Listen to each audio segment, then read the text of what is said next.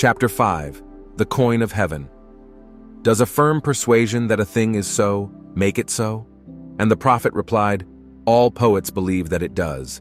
And in ages of imagination, this firm persuasion removed mountains, but many are not capable of a firm persuasion of anything.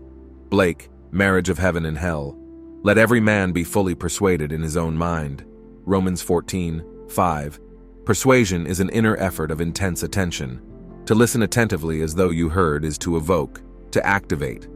By listening, you can hear what you want to hear and persuade those beyond the range of the outer ear.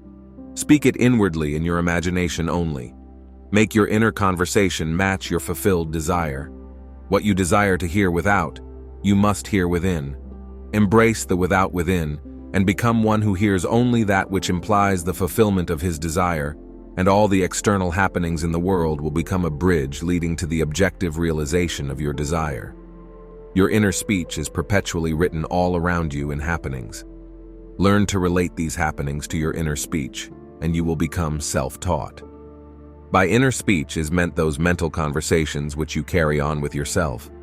They may be inaudible when you are awake because of the noise and distractions of the outer world of becoming, but they are quite audible in deep meditation and dream. But whether they be audible or inaudible, you are their author, and fashion your world in their likeness. There is a God in heaven, and heaven is within you, that revealeth secrets, and maketh known to the king Nebuchadnezzar what shall be in the latter days. Thy dream, and the visions of thy head upon thy bed, are these. Daniel 2:28. Inner speech from premises of fulfilled desire is the way to create an intelligible world for yourself. Observe your inner speech, for it is the cause of future action. Inner speech reveals the state of consciousness from which you view the world. Make your inner speech match your fulfilled desire, for your inner speech is manifested all around you in happenings. If any man offend not in word, the same is a perfect man, and able also to bridle the whole body. Behold, we put bits in the horses' mouths, that they may obey us, and we turn about their whole body. Behold also the ships, which though they be so great, and are driven by fierce winds, yet are they turned about with a very small helm, whithersoever the governor listeth. Even so the tongue is a little member, and boasteth great things. Behold, how great a matter a little fire kindleth. James 3:2-5. The whole manifested world goes to show us what use we have made of the word inner speech. An uncritical observation of our inner talking will reveal to us the ideas from which we view the world. Inner talking mirrors our imagination, and our imagination mirrors the state with which it is fused. If the state with which we are fused is the cause of the phenomenon of our life, then we are relieved of the burden of wondering what to do, for we have no alternative but to identify ourselves with our aim. And inasmuch as the state with which we are identified mirrors itself in our inner speech, then to change the state with which we are fused, we must first change our inner talking. It is our inner conversations which make tomorrow's facts.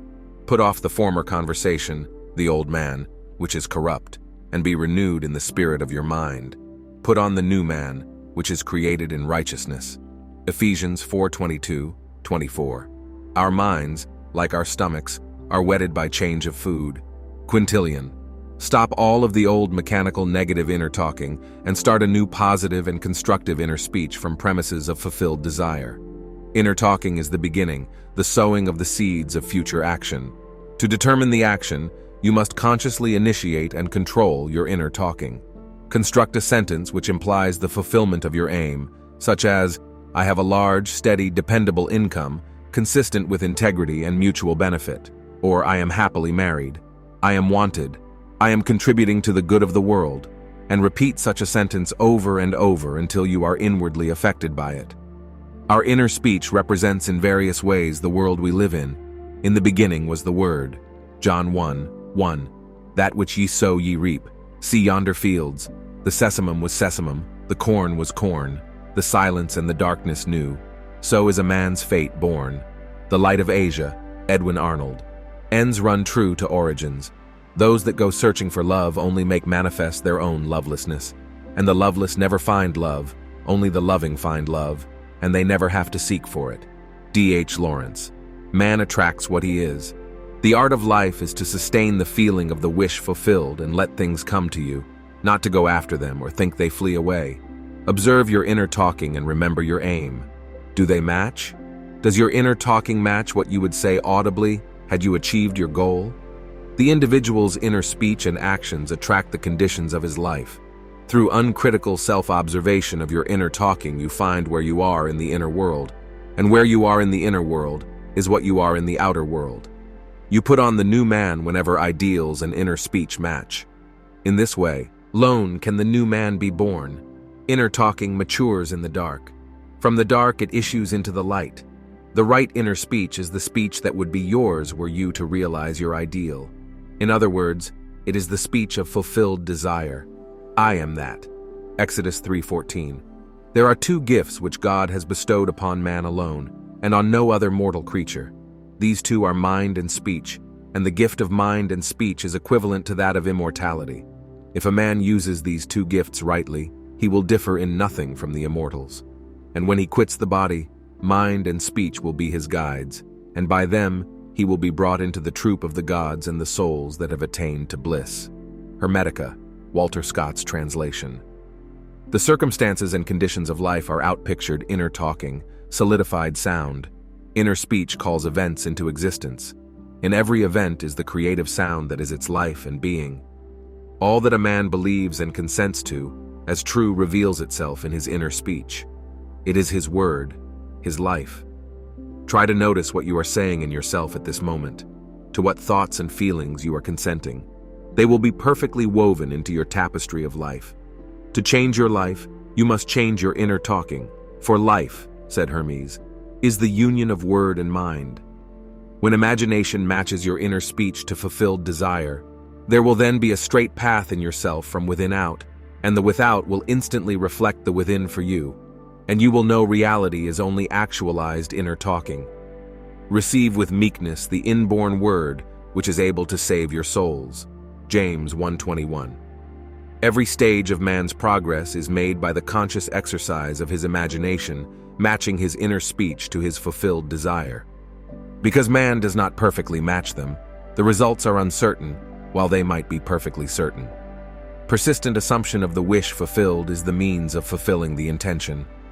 As we control our inner talking, matching it to our fulfilled desires, we can lay aside all other processes. Then we simply act by clear imagination and intention. We imagine the wish fulfilled and carry on mental conversations from that premise. Through controlled inner talking from premises of fulfilled desire, seeming miracles are performed. The future becomes the present and reveals itself in our inner speech. To be held by the inner speech of fulfilled desire is to be safely anchored in life. Our lives may seem to be broken by events, but they are never broken so long as we retain the inner speech of fulfilled desire. All happiness depends on the active voluntary use of imagination to construct and inwardly affirm that we are what we want to be. We match ourselves to our ideals by constantly remembering our aim and identifying ourselves with it. We fuse with our aims by frequently occupying the feeling of our wish fulfilled. It is the frequency, the habitual occupancy, that is the secret of success. The oftener we do it, the more natural it is. Fancy assembles. Continuous imagination fuses.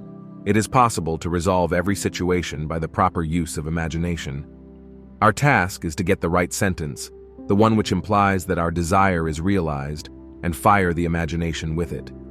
All this is intimately connected with the mystery of the still small voice.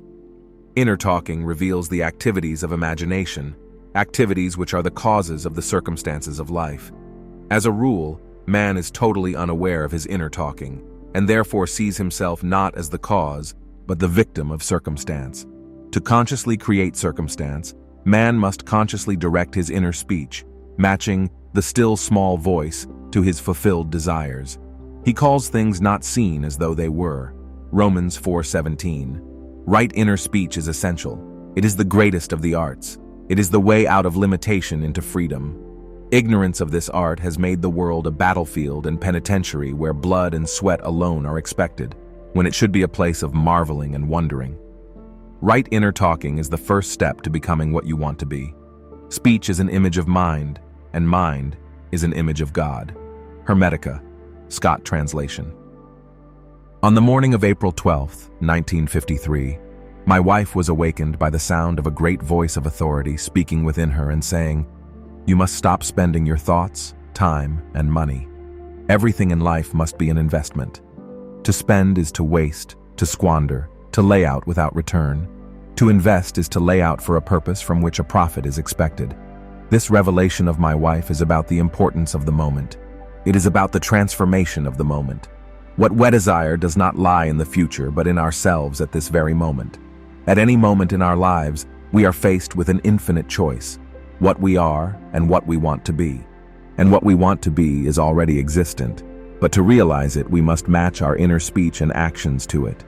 If two of you shall agree on earth as touching anything that they shall ask, it shall be done for them of my Father, which is in heaven. Matthew 18:19. It is only what is done now that counts. The present moment does not recede into the past. It advances into the future to confront us, spent or invested. Thought is the coin. Heaven. Money is its earthly symbol. Every moment must be invested, and our inner talking reveals whether we are spending or investing. Be more interested in what you are inwardly saying now than what you have said, by choosing wisely what you think and what you feel now. Anytime we feel misunderstood, misused, neglected, suspicious, afraid, we are spending our thoughts and wasting our time. Whenever we assume the feeling of being what we want to be, we are investing. We cannot abandon the moment to negative inner talking and expect to retain command of life. Before us go the results of all that seemingly is behind. Not gone is the last moment, but oncoming. My word shall not return unto me void, but it shall accomplish that which I please, and it shall prosper in the thing whereto I sent it. Isaiah 55:11. The circumstances of life are the muffled utterances of the inner talking that made them, the Word made visible. The Word, said Hermes, is Son, and the mind is Father of the Word. They are not separate one from the other, for life is the union of word and mind. He willed us forth from himself by the word of truth. James 1:18. Let us be imitators of God as dear children, Ephesians 5:1, and use our inner speech wisely to mold an outer world in harmony with our ideal. The Lord spake by me, and his word was in my tongue. 2 Samuel 23:2. The mouth of God is the mind of man. Feed God only the best. Whatsoever things are of good report, think on these things. Philippians 4:8.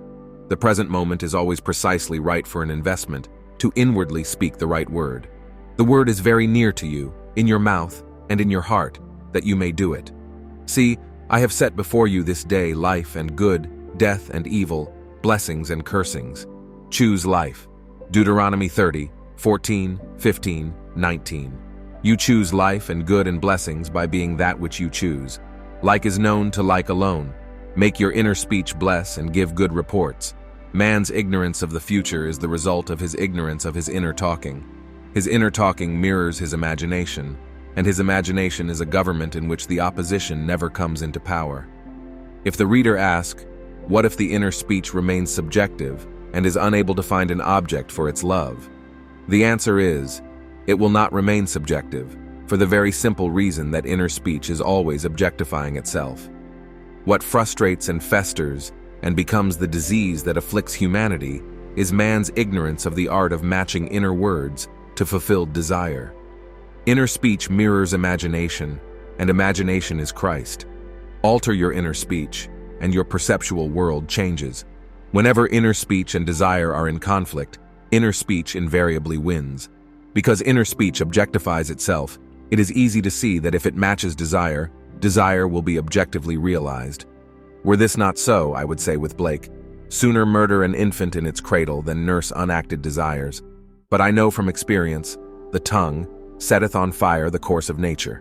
James 3:6.